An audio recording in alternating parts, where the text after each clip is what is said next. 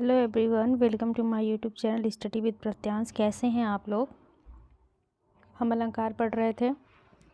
अलंकार के अंतर्गत हम अतिशयोक्ति अलंकार पढ़ चुके हैं।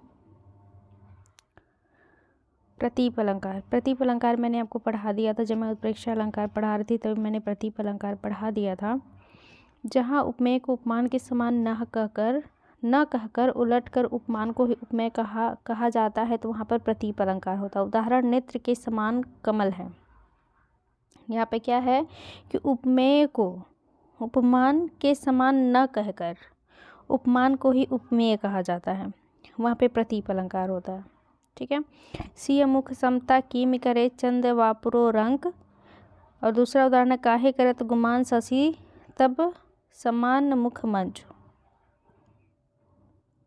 मानवीकरण अलंकार, यहाँ पे मानवीकरण अलंकार सही दिख नहीं रहा है।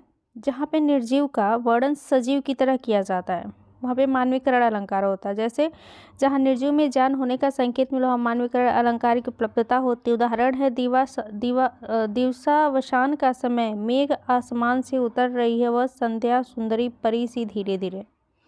ठीक है। ये जो मतलब दिन ढलने का जो समय है उसको परी सा सुंदर बता दिया गया, यानी कि यहाँ पे जो निर्जीव है उसको सजीव का यहाँ पे संकेत मिल रहा है। निर्जीव वस्तु को सजीव बता दिया जा रहा है, तो यहाँ पे है मानवीकरण अलंकार। खंड खंड करताल बजा रही विशुद्ध हवा। हवा को करताल बजाना मानवीय व्यवहार को प्रकट करता है। अनन्वय अलंकार, जहाँ उपमेय की तुलना करने के लिए कोई उपमान न हो और उपमेय को ही उपमान बना दिया जाए तब वहाँ अनन्वय अलंकार होता है। जैसे मुख ही मुख के समान है। यहाँ जो उपमान होता है ना, उपमान को उपमेय को ही उपमान बना दिया जाता है। जहाँ उपमेय की तुलना करने के लिए कोई उपमान नहीं होता है और उपमेय को ही उपमान बना दिया जाता है वहाँ पे अनन्वय अलंकार होता है। विभावना अलंकार, जहाँ बिना कारण के काम हो तब वहाँ पे विभावना अलंकार होता है। उदाहरण के लिए बिनु पद चले सुने, बिनु कान ना कर, बिनु कर्म करे विधि नाना। ठीक है।